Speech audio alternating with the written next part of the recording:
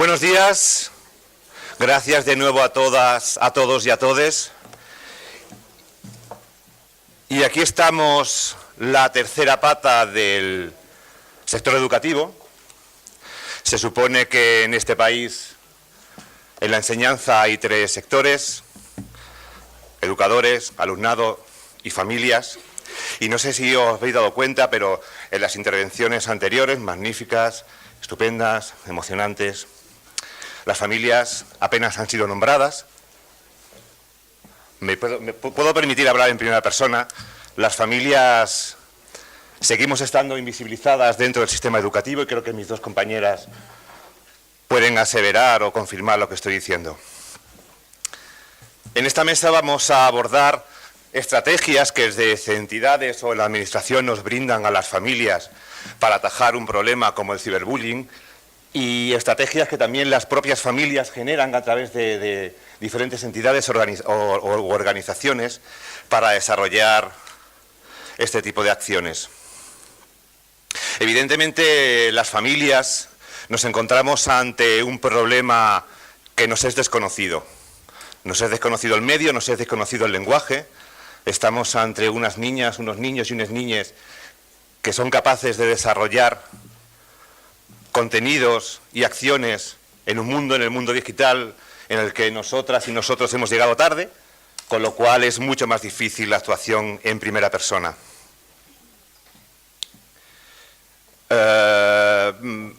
Todo esto se complica mucho más porque, como sabéis, las competencias educativas corresponden a las administraciones autónomas y los protocolos, si los hay en las administraciones, son diferentes, y eso nos lleva a una situación de desigualdad dependiendo de en qué zona de este país residamos.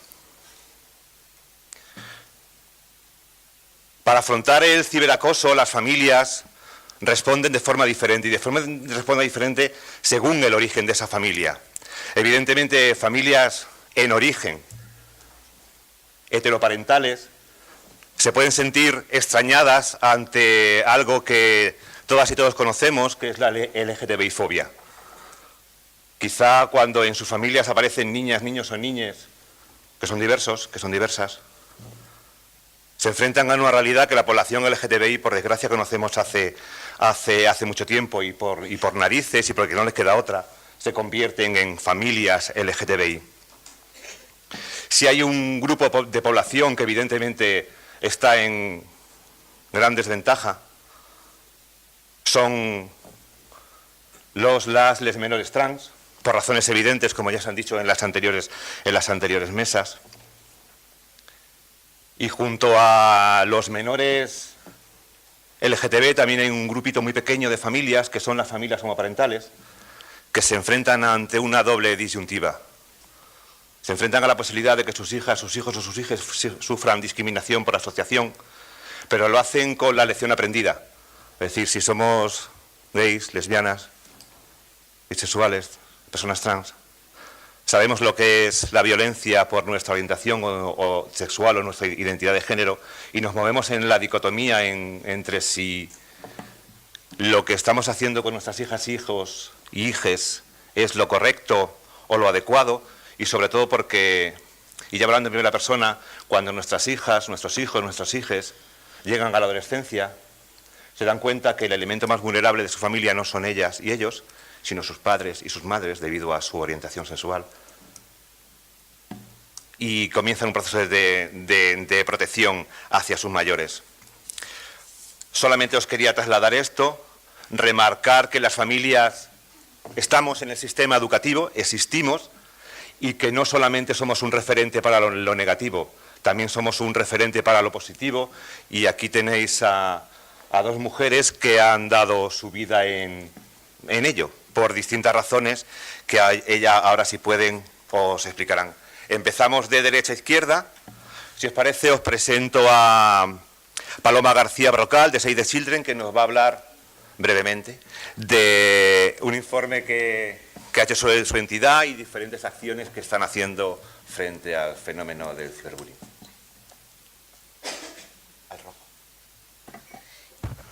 Yo voy a ser brevísima, porque bueno, comparto charla con José Antonio y realmente es un gusto escucharle porque es un experto en este tema y nos puede dar muchísima más información. Yo trabajo en Save the Children, trabajo en el Departamento de Sensibilización y Políticas de Infancia y para nosotros el tema de la violencia contra la infancia es prioritario. El tema del acoso y el ciberacoso también lo es, porque no es cosa de niños, niñas, niñes, no son chiquilladas, es violencia y nosotros entendemos que la violencia contra la infancia hay que erradicarla en todas sus formas. Parte de nuestro trabajo fundamental es documentar, hacer análisis, hacer informes y uno de los más, no más importante, pero uno que sí que queríamos hacer y que hicimos en el año 2016 es ver la prevalencia del acoso escolar en España para actualizar los datos. Hicimos una encuesta a 21.487 adolescentes de 12 a 17 años en toda España. Es verdad que estos datos se corresponden más a la escuela pública y a la concertada. La escuela pública no tuvo absolutamente ningún problema en colaborar con nosotros y con la Universidad Autónoma para hacer este informe, la concertada menos, la privada ni siquiera llegamos a entrar porque negaban la mayor. Pero bueno, los datos a los que llegamos sí que son bastante evidentes. Aparte de, bueno, os podría dar algunos datos, es que durante toda la mañana hemos estado hablando de datos. A nosotros nos preocupaba muchísimo porque de los datos se desprendían que 1 de cada 10 niños, niñas sufren violencia en la escuela.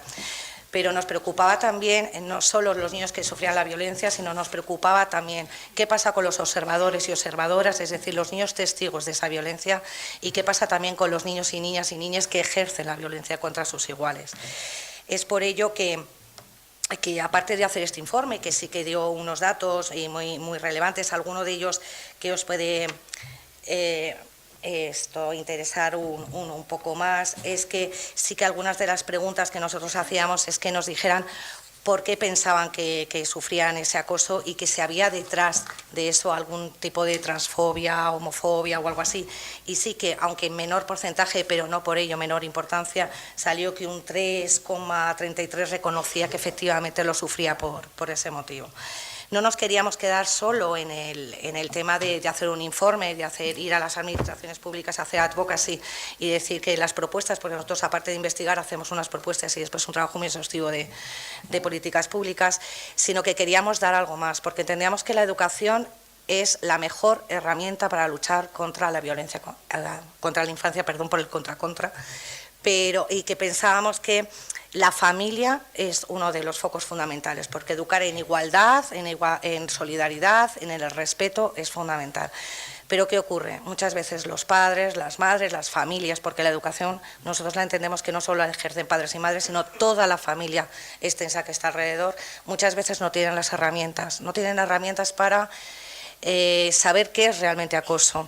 Ahora, con tanto medio de comunicación y tanto que estamos hablando del acoso, se piensa que cualquier tipo de violencia, un empujón, un insulto, es acoso. No, el acoso es algo mucho más serio que hay que saber detectarlo a tiempo, que hay que saber prevenirlo y que queríamos no olvidarnos de las medidas restaurativas para los niños y niñas, pero no solo para los que sufren acoso, sino para aquellos que observan y para aquellos que agreden, porque también lo necesitan.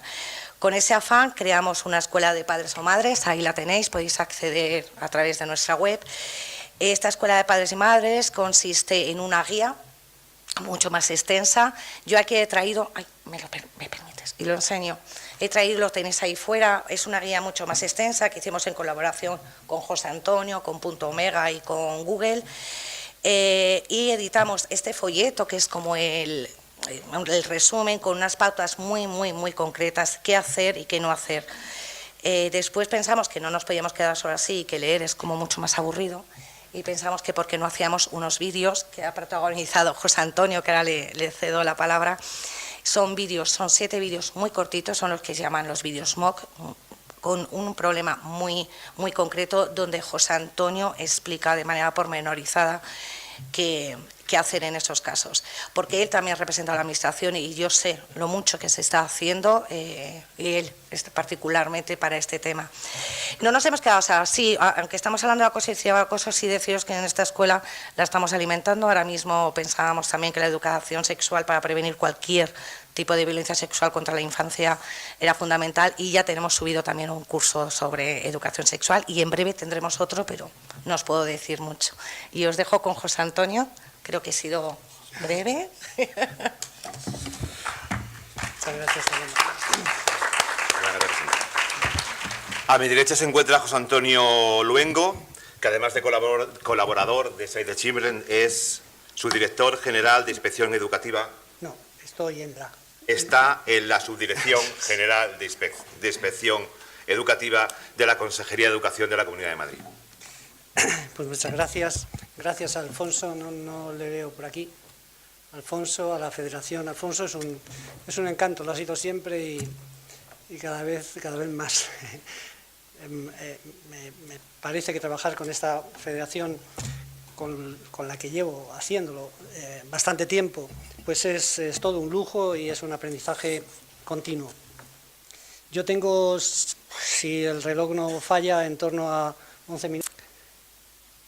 El trabajo que hay que hacer con padres y con madres es absolutamente imprescindible. Se dicen muchas burradas en torno al fenómeno del bullying y del ciberbullying, muchas. Se dicen muchas mentiras también, porque hay gente que vive de esto. Hay gente que vive de vender humo y de contar cosas que no conoce. Porque para conocer esto hay que hablar con los chicos y con las chicas, y hay que conocer su sufrimiento, y hay que conocer lo que viven, el infierno al que van, el infierno que supone que sientan que nadie les quiere, que nadie les protege, que nadie les cuida, que nadie les atiende.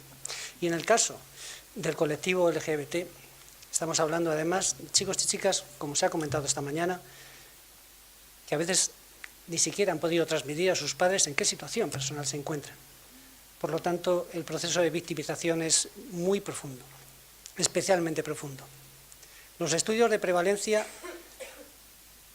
que hay en el mercado, muchos de ellos fallan más que una escopeta de ferias. Las personas que estamos trabajando en investigación sabemos que para hacer buenos estudios de prevalencia tenemos que incorporar 3 elementos. Uno, el autoinforme, que es en el que se basan normalmente los métodos de investigación, preguntar si tú vives una determinada situación. Otro es el heteroinforme, preguntar a los que están a tu lado cómo te ven a ti. Y otro es la entrevista. Esto se puede hacer, pero se puede hacer con diseños de investigación más caros, pero desde luego mucho más seguros y más efectivos. En la Comunidad de Madrid tenemos 3 colectivos que se ven especialmente afectados. Los primeros, el colectivo LGBT. Después, los niños, niñas, niñes con discapacidad. Y en tercer lugar, un cajón desastre que son lo que llamamos personalidades vulnerables, chicos con dificultades en su proceso de desarrollo personal y de habilidades sociales y personales. Se decía, a -5, os prometo que termino, se decía que lo que más preocupa hoy en día es el ciberbullying.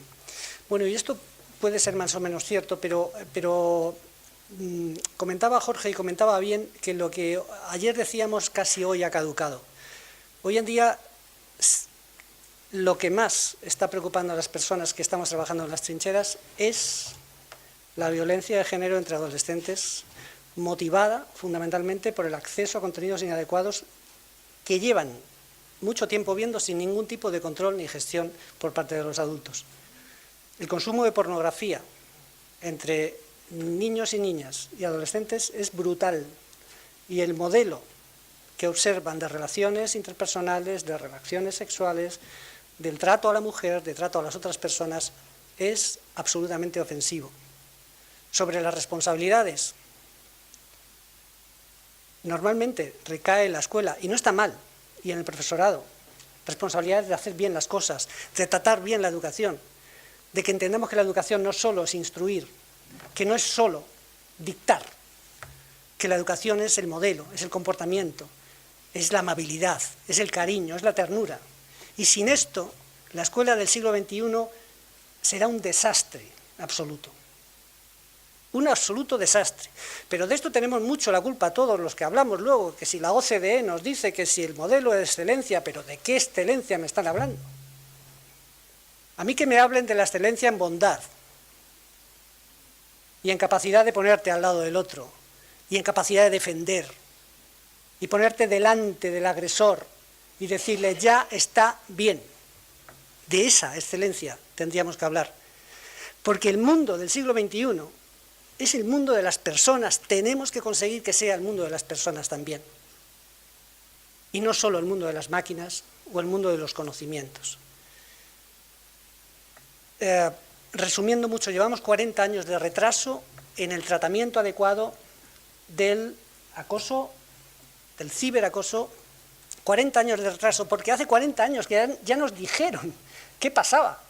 Es cierto que en los últimos 10 hemos observado el surgimiento de un nuevo proceso que tiene que ver con el mal uso de las tecnologías de la información, pero en el fondo, como se ha dicho bien, muy atinadamente esta mañana, estamos hablando de violencia, lo decía ahora Paloma, estamos hablando de malos modos, estamos hablando de arrogancia, de chulería, de desprecio. Ese es el problema en el que nos encontramos. ¿Y dónde están los responsables de esto?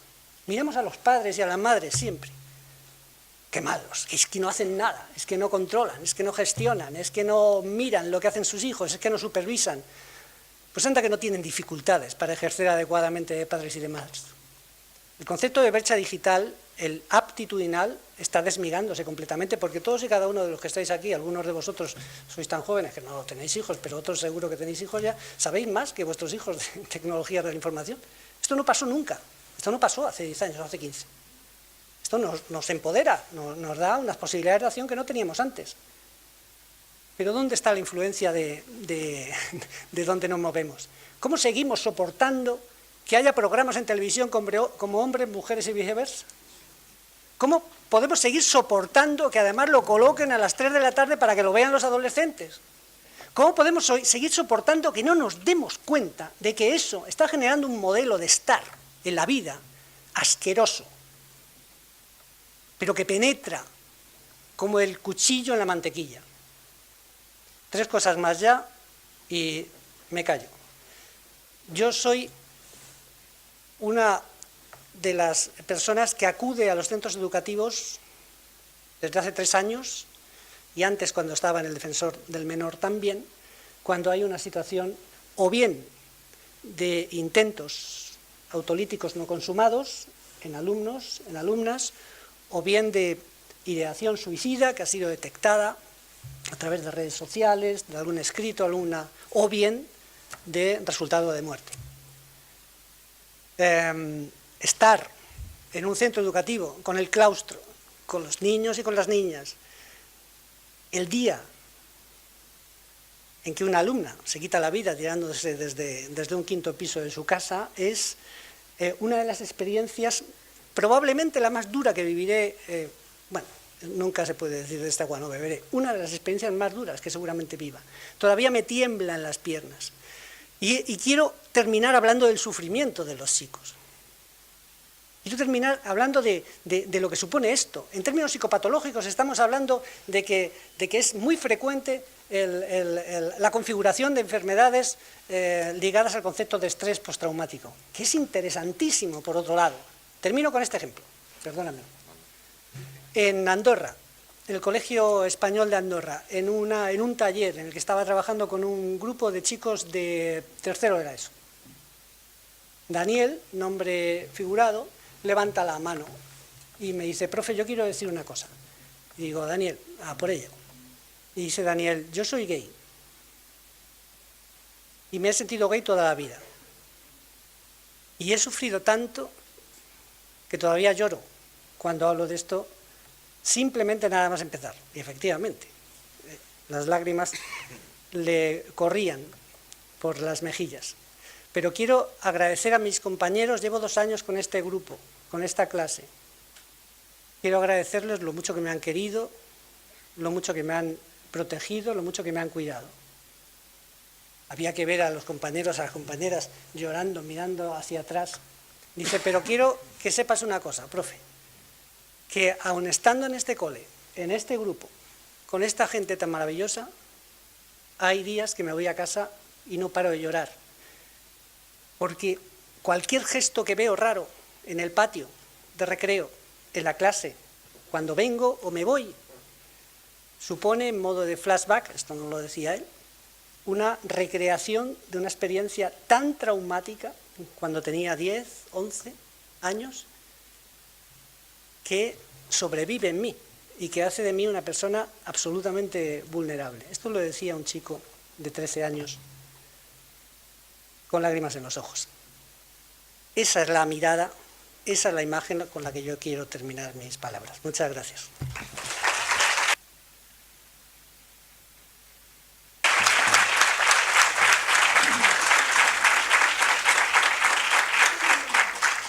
A mi izquierda se encuentra Leticia Cardenal Salazar, que es presidenta de la CEAPA y que nos va a hablar sobre las herramientas que la Administración ha desarrollado o no para la prevención y la lucha del ciberbullying. Gracias. Buenos días a todos, a todas.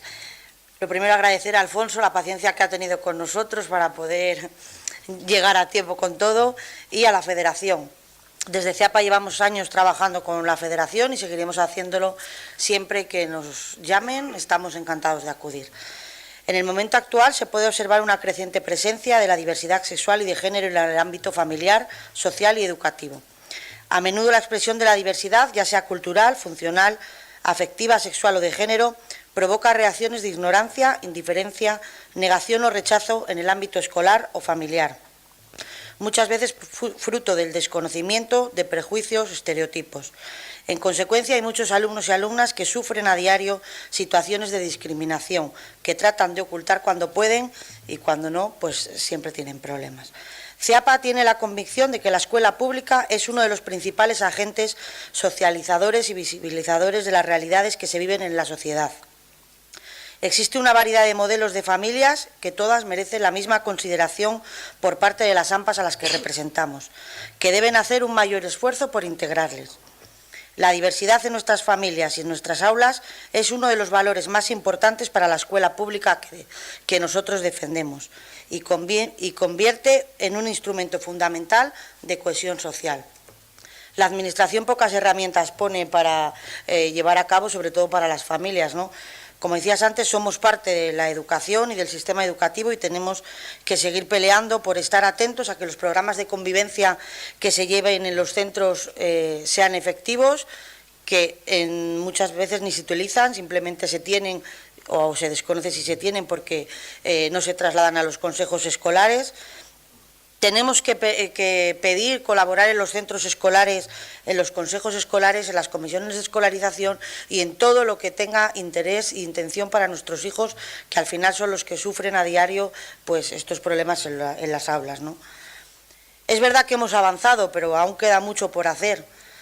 Cuando en los libros de texto que tienen nuestros hijos e hijas en las aulas no veamos como un ejemplo de familia la mamá, el papá y el niño, será que estamos cambiando. O cuando en los problemas de matemáticas ponga el mecánico y la frutera o la limpiadora.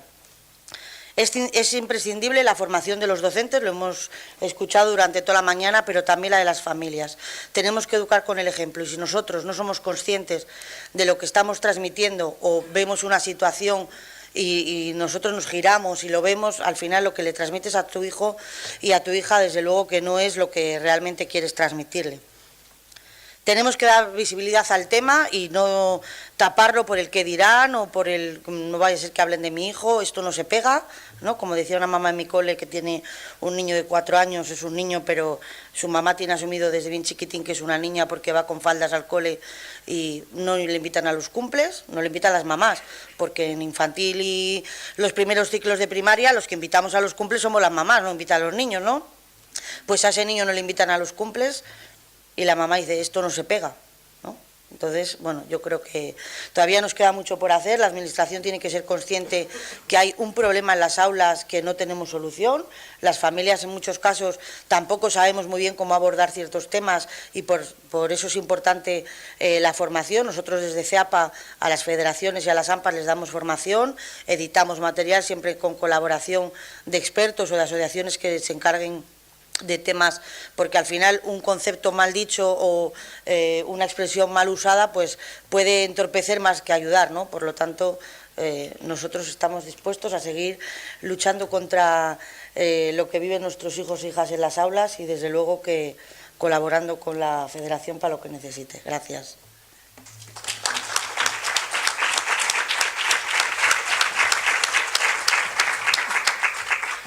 Como decía en la presentación de la charla, si hay un sector de la población al que tenemos que mirar especialmente por su situación, es el de las personas trans menores de edad.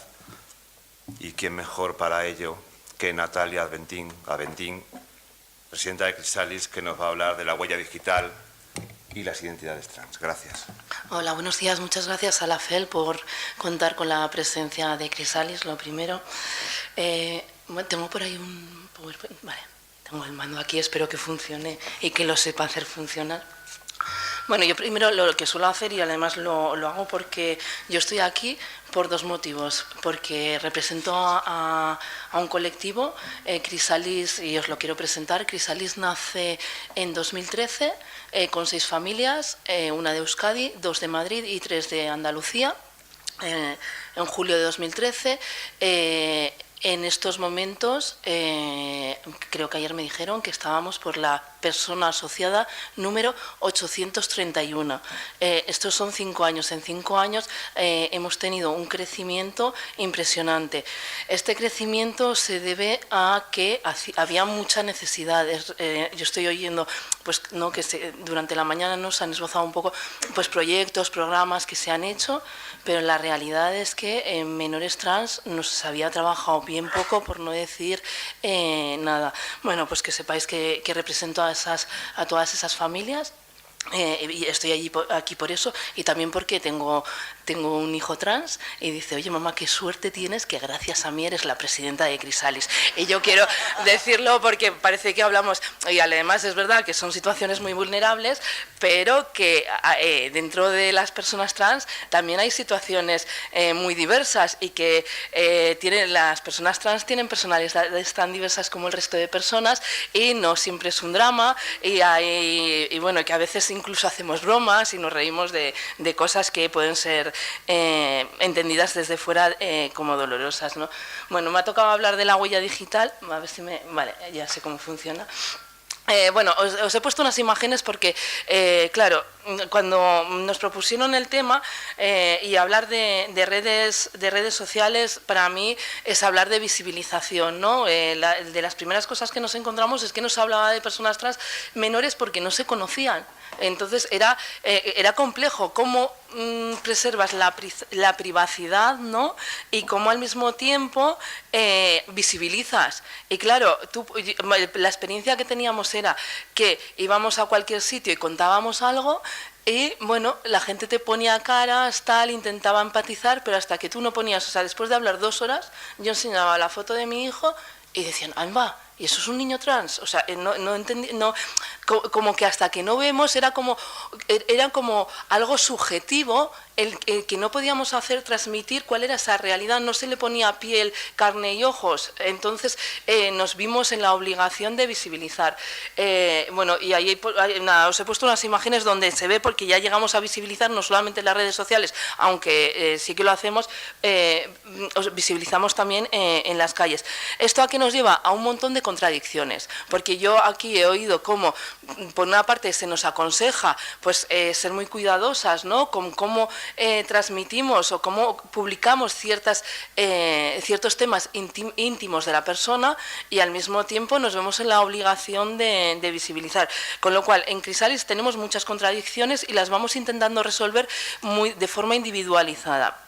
Y luego también mucho pues según la voluntad de las familias, ¿vale?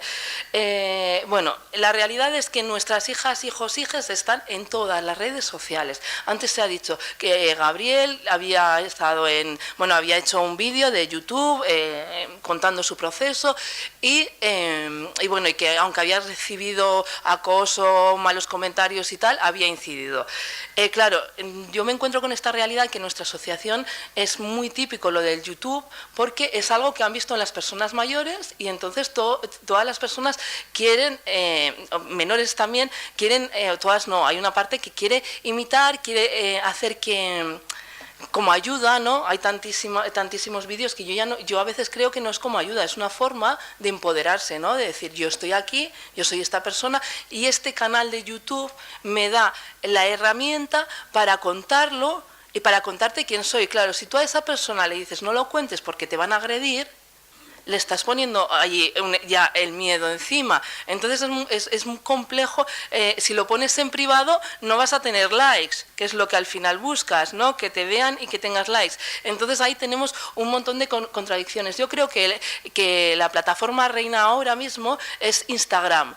Instagram se ven... en la gente joven es la que más funciona y allí sí que ves comentarios y la verdad es que Instagram es muy rápida, tú denuncias y porque a veces lo que hacemos es, desde las familias es revisar las cuentas que sabemos de nuestros jóvenes, ¿no? Que tienen y entonces revisamos, vamos denunciando y son rápidas en quitar comentarios pues que puedan ser hirientes, pero aún así no podemos controlar otras herramientas como puede ser el WhatsApp. El acoso por WhatsApp es muy frecuente. Entonces, el tener que controlarte todos esos ámbitos, porque al final si somos las familias las que marcamos esa diferencia en negativo, flaco favor les estamos haciendo a nuestras hijas, hijos, hijes.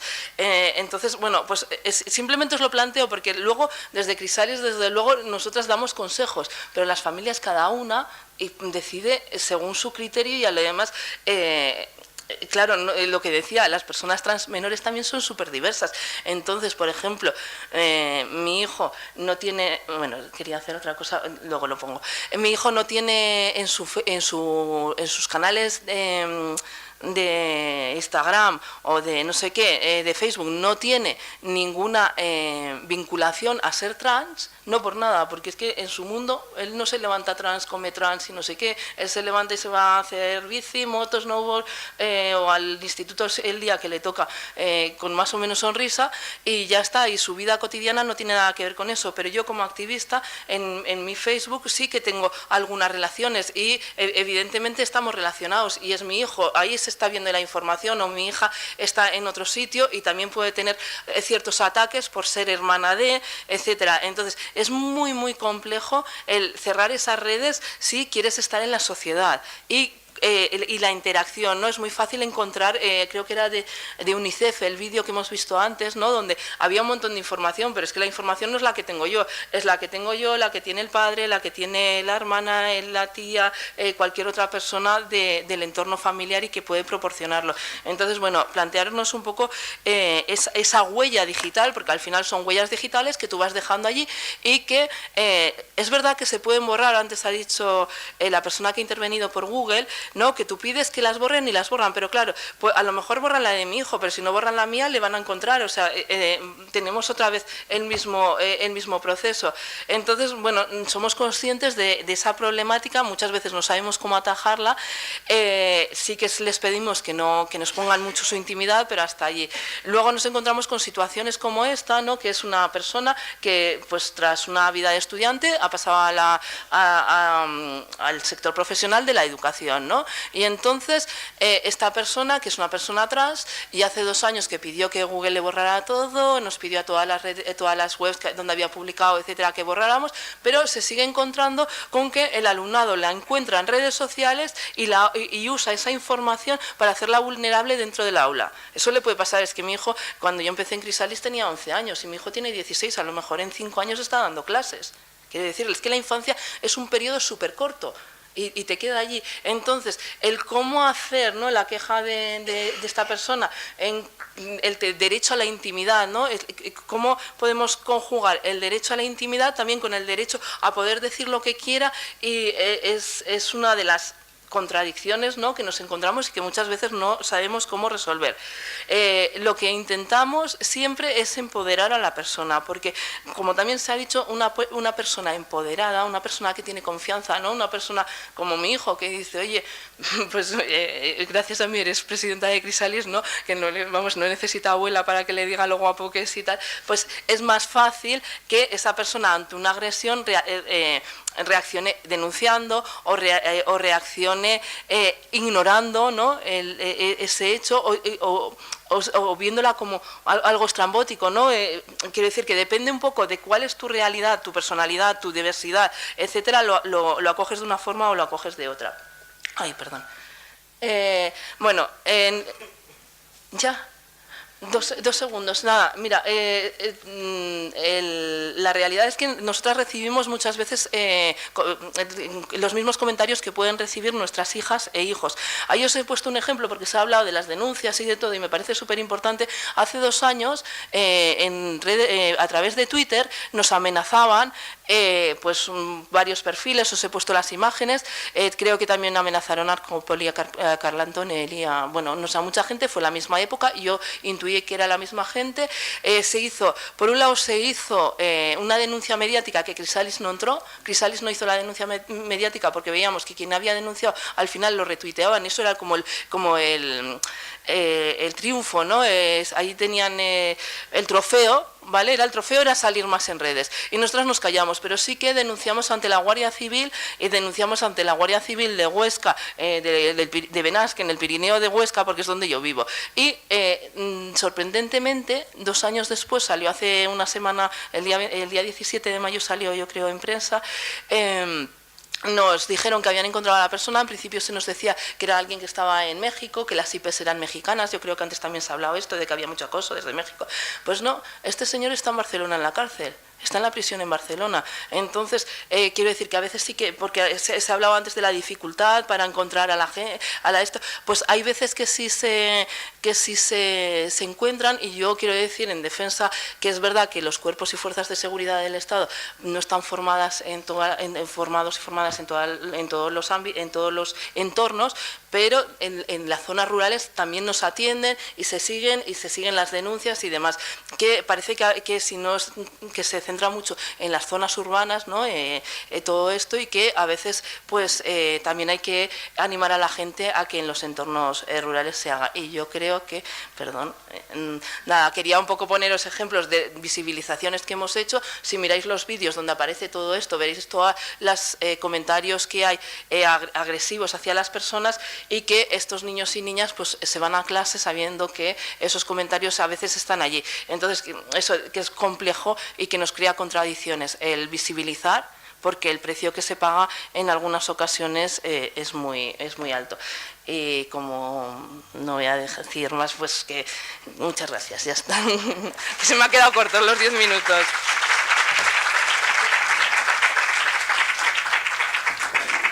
Muchas gracias, es vuestro turno. Allí tenemos.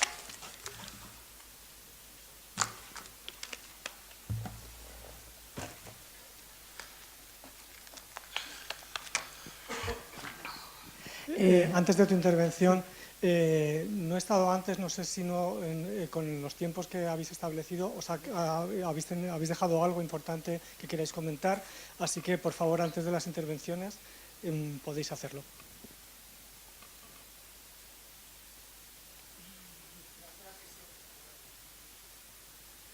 Pues hola, buenos días. En primer lugar, agradeceros a todos los ponentes de la mañana y a las personas que habéis organizado estas jornadas, porque realmente están siendo unas jornadas con muchos ajás. Y bueno, más que una pregunta, lo que quería era aprovechar que estaba aquí José Antonio para pedirle una colaboración o una ayuda, porque esta semana en la Comunidad de Madrid nos hemos amanecido con una noticia pues un poco preocupante, que es que un colegio público del barrio de Las Tablas de Madrid ha cancelado unas charlas de educación afectivo y de diversidad sexual que iba a dar la matrona del centro de salud. Y bueno, ahora mismo pues las charlas se van a dar porque hay madres y padres que quieran seguir, que quieren que se den, pero se van a dar trasladando a los niños en horario de tarde al centro de salud, porque el colegio, el consejo escolar, ha vetado esas charlas y en el acta del consejo escolar han dicho que parte del veto tiene que ver porque esas charlas tenían connotaciones ideológicas. La matrona del centro de salud había preparado 50 diapositivas. Tras pasar por la dirección del centro, le habían dejado la presentación solamente en 5 diapositivas. De las 45, o sea, de las 50, 45 tenían contenidos de connotación ideológica. Entonces, bueno, quería pedirte colaboración para ver si desde tu posición podéis hacer algo y ver si realmente se están cumpliendo las leyes, que yo creo que en la Comunidad de Madrid pues, son realmente muy importantes y que, como se ha estado hablando durante todas las jornadas, todo el tema de prevención, de poder realmente llevar esto a los centros educativos, ¿no? Pues es un tema fundamental para impedir, ¿no? esos daños de los que has hablado tú justamente. Pues decirte que tomo nota, desconocía esa circunstancia.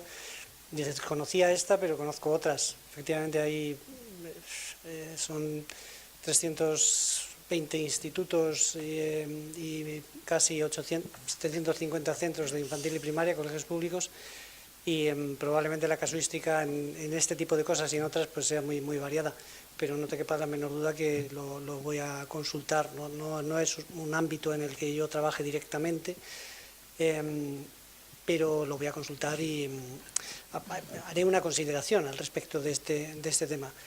Los consejos escolares efectivamente son los órganos competentes a la hora de aprobar actividades denominadas complementarias, que no extraescolares. Las complementarias son aquellas que tocan aspectos curriculares, y estos son aspectos curriculares porque tienen que ver con temas transversales, que se desarrollan a lo largo del horario lectivo, es decir, dentro de las horas en las que los chicos están en clase, pero que no las imparte el docente, el profesor. Y los consejos escolares, lógicamente, tienen que dar el visto bueno a que, y esto es garantista, a que no entre quien quiera a quitar tiempo denominado de docencia siendo una persona no del claustro.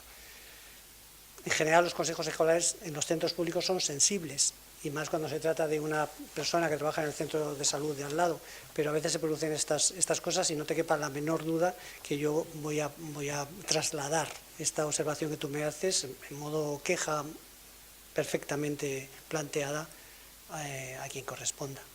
Y te agradezco que lo hayas dicho de manera tan clara y sobre todo tan fácil de entender, porque no hay veces que estas cosas es difícil entenderlas.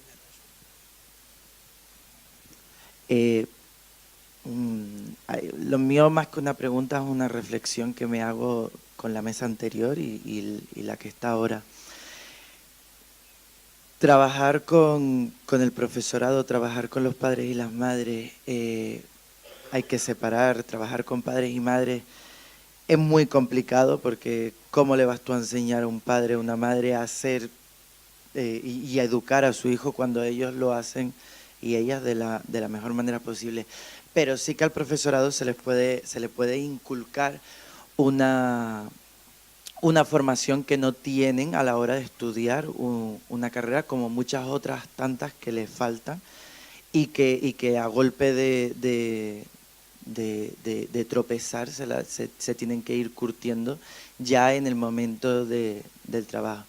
Decía el señor Juan Antonio, si no me equivoco, ¿no? José Antonio, disculpa, es que para los nombres soy muy distraído. Que una persona que sufre acoso durante toda la vida sigue arrastrando el tema del conflicto. Yo personalmente durante 8 años sufrí acoso escolar por ser homosexual dentro del colegio, y luego en el instituto lo superé, perdoné y me reciclé y me depuré por dentro. Pero sí que es cierto que aunque ahora trate y trabaje el tema del acoso escolar por razón de orientación e identidad, sí que es cierto que me sigo encontrando en una disputa interna conmigo mismo a la hora de enfrentarme a cualquier tipo de discusión, sea de la índole que sea, sea personal como profesional. Entonces yo creo que sí que habría que trabajar con el profesorado con los padres y las madres, pero trabajar como se está trabajando o hacer más hincapié en el tema del acoso escolar desde edades muy, muy tempranas. Yo te agradezco mucho tus palabras. Yo he comentado que el estrés postraumático es uno de los trastornos en modo psicopatológico que se asocian a unas situaciones mantenidas de acoso, de maltrato, de violencia entre iguales. Pero efectivamente no todas las personas llegan afortunadamente a desarrollar ese proceso, esa enfermedad, pero siempre queda alguna secuela. Diré dos cosas muy rápidas en relación con el tema de la formación y en relación con el tema de lo que el sistema educativo debería plantearse pero no solo para afrontar el tema del acoso en general, sino para afrontar el tema de las relaciones interpersonales, de lo que es la convivencia, de lo que es el factor básico en la vida de las personas, el factor que nos ha llevado a los seres humanos a estar donde estamos, que es que hemos sido personas que nos hemos mirado a la cara, que nos hemos saludado, que nos hemos querido, que nos hemos abrazado, etcétera, etcétera, y que hemos debatido, hemos peleado, hemos salido a la calle, hemos hablado, hemos llorado y hemos reído. Pero la humanidad, el humanismo fundamentalmente. Y yo particularmente soy de los que piensa, seguramente está equivocado, que nuestra escuela está escorada, sigue muy escorada hacia componentes que tienen que ver casi exclusivamente con el rendimiento en las asignaturas, ¿no? El rendimiento académico. Sabiendo como sabemos que hoy en día las empresas, pero no hoy, hace ya 20 años, priman aspectos que tienen que ver con esta denominada capacidad intelectual, emocional, la inteligencia emocional, social, y que hace de la gente especialmente atractiva, que le gusta trabajar en grupo, que ha aprendido a aprender, que no se ha aprendido las cosas de memoria, etcétera, etcétera, ¿no? Pero esto son cosas, yo creo, que fácilmente comprensibles, pero mover un sistema no lo es. ¿Quién lo puede mover? Las leyes a veces no lo mueven, pero hay centros educativos, y quiero terminar con esta idea, centros educativos que con los mismos mimbres que tiene el centro de al lado, son capaces de conseguir cosas absolutamente fantásticas. ¿Y por qué? Pues porque se organizan de otra manera, porque priorizan, porque miran al alumnado de otra manera. Claro que la formación es imprescindible, claro que la formación es necesaria. En Madrid tenemos en torno a 50.000 funcionarios que trabajan, por cierto, tengo que decir que yo soy funcionario que trabajo en la Subdirección General de Inspección Educativa, pero que no soy inspector, soy un psicólogo que trabaja asesorando a los inspectores. Iba a decir que esto quede claro, no tengo nada contra los inspectores, todo lo contrario. Pero quiero dejar claro que ese es mi perfil. Pero uno de los mensajes que yo traslado siempre al profesorado es, joder, que es que tenemos la capacidad de cambiar la vida de un niño con un abrazo. Joder, que nos demos cuenta de esto. Que nos demos cuenta de que mirando a los chavales a la cara, mirándoles al corazón, a veces le cambiamos la vida. Y como se decía en la primera mesa, a veces les salvamos la vida. Y esto, termino, no se obtiene exclusivamente con cursos de formación. Esto requiere un cambio actitudinal que te obliga a pensar, a estar en ese espacio de otra manera. Si me permites, no se obtiene únicamente con cursos de formación, pero es que no se está formando al profesorado de este país, salvo excepciones. Creo que somos personas de diferentes partes de España. Salvo excepciones, yo no conozco que haya una formación LGTBI en el profesorado de este país, ni en las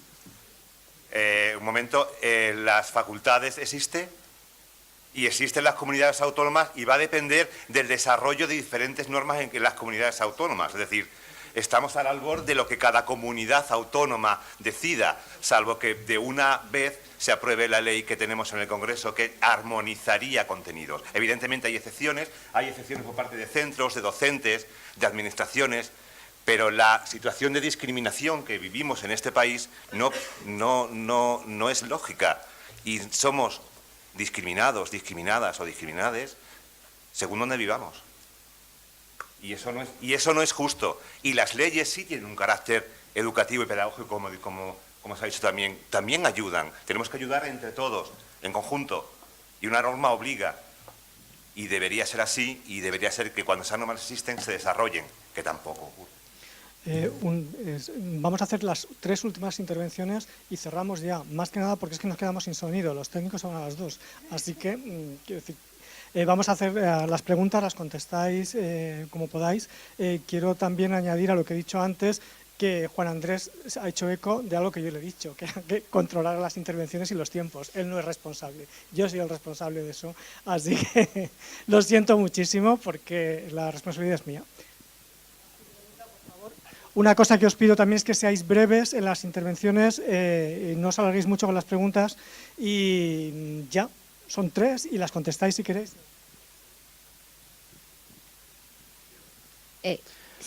Sí, pues yo quería decir que, bueno, pues yo como mi compañera venimos del distrito de Puente de Vallecas, de los talleres que hace la Agencia para el Empleo de Promoción de Igualdad.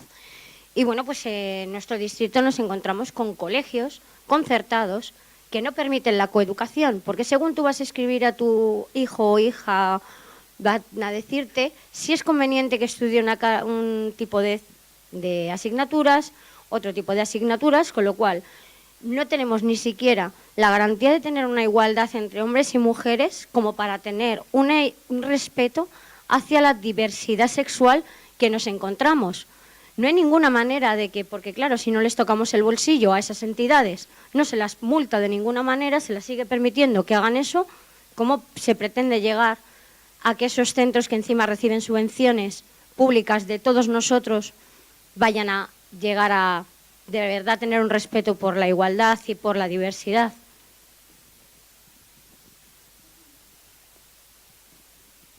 Siguiente.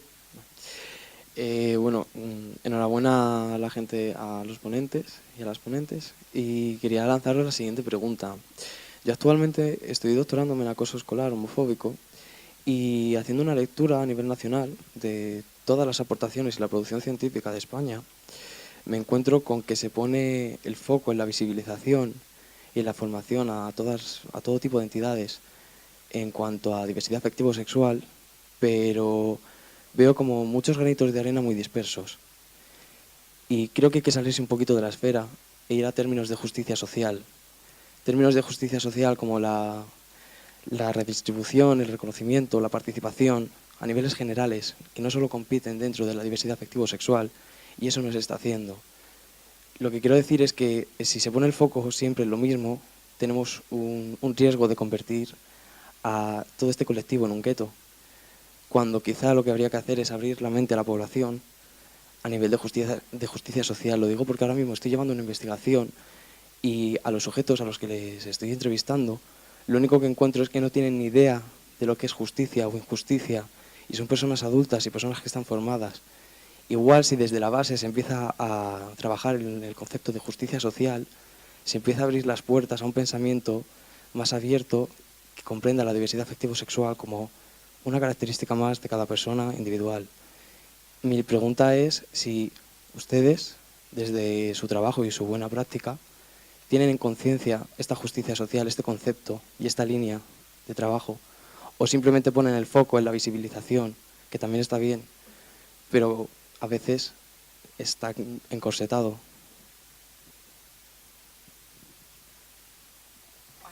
Yo te... Bueno, voy a ser breve. Es para José Antonio. Habéis hablado un poco, yo creo que la diferencia entre el mundo digital y el mundo presencial es que las relaciones sociales cambian y al final es un código diferente. Tengo la sensación de que los niños es una población muy vulnerable y que cada vez tiene acceso a nuevas tecnologías antes, lo que hace que quizás no esté armado socialmente en sus vínculos y esté sobreexpuesto a unas situaciones de riesgo importantes. En esto hay controversia. Quería saber qué opináis vosotros sobre si los niños están expuestos demasiado tempranamente a nuevas tecnologías, por supuesto redes sociales, lo de Facebook Kids me parece una locura, y si esto no habría que controlarlo, regularlo, manejarlo de otra manera.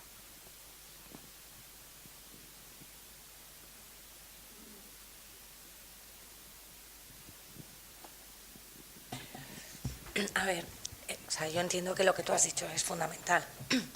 Educar en la diversidad, en la justicia social, en el respeto, es fundamental. Nosotros, lo que te puedo contar es que no solo Save the Children no solo hace informes o hace así, sino que hay muchas más cosas. Y sí que tenemos un departamento de acción social en el que trabajamos con más de 50.000 niños en toda España. Sí que tratamos en todos nuestros proyectos y programas de precisamente trabajar todos estos temas, ¿no? Uno de ellos es precisamente el de la violencia y luchar contra la violencia, como hemos dicho antes, sin respeto, sin igualdad y sin educación en esas dos materias no hay posibilidades. Dentro de nuestras posibilidades trabajamos en eso, tenemos programas específicos de violencia que trabajamos no solo con los niños y niñas, sino también con las familias y con los educadores. Yo solo puedo darte la razón que sin justicia social poco vamos a poder hacer, pero aquí en la calle o en cualquier sitio. De hecho, mira, fíjate, justicia social, el domingo os invitamos a todos, desde la Federación y Save the Children, porque precisamente vamos a hacer un acto de calle en Callao, estáis invitados a partir de las 11, porque tenemos que visibilizar la violencia que sufren todos los niños y niñas, y más de este colectivo. A partir de las 11, hay que montarlo. Bueno, y te contestaré a tu consideración, que es muy, muy pertinente. Yo estimo, la consideración general que hago es que el problema no son los dispositivos, ni las plataformas, ni en fin, las aplicaciones de mensajería instantánea, sino probablemente el razonable o menos razonable control que los adultos ejercemos sobre los niños, niñas y adolescentes a los que se lo facilitamos. Es unido al tema del tiempo y la ausencia de equilibrio en las actividades que desarrollan niños y niñas. Yo voy a poner un ejemplo de cómo han cambiado las cosas en solo 8 años, que a veces un ejemplo es mejor que 1000 consideraciones. Mi hijo, el pequeño, tiene ahora 23 años y hace 8 años tenía 15. Con 15 años no tenía móvil. Me machacaba todos los días a mí diciendo que era un mal padre y toda esta serie de cuestiones. Hace 8 años esto era relativamente fácil para padres y madres mantener cierta cordura en este tipo de cosas. Pero es que, ¿qué me preocupaba a mí de lo que veía en la televisión en aquel entonces? Me preocupaba que viera series como Los Serrano o Física o Química. Hoy, son series como La Casa de la Pradera en mi época. 8 años después, 9 de cada 10 niños y niñas adolescentes de la Comunidad de Madrid, imagino que en España también, han visto por 13 razones, que es una serie que se ve en una plataforma digital, la han visto solos. Es una serie fantástica, pero para verla con adultos. La han visto solos, con unos riesgos brutales para entre un 5 y un 10% de niños y niñas muy vulnerables que hay. Esta es la situación. ¿Cuál es el problema? Son los contenidos, pero sobre todo el control que ejercemos sobre determinados contenidos, el ejercicio saludable de la patria potestad. Muchas gracias.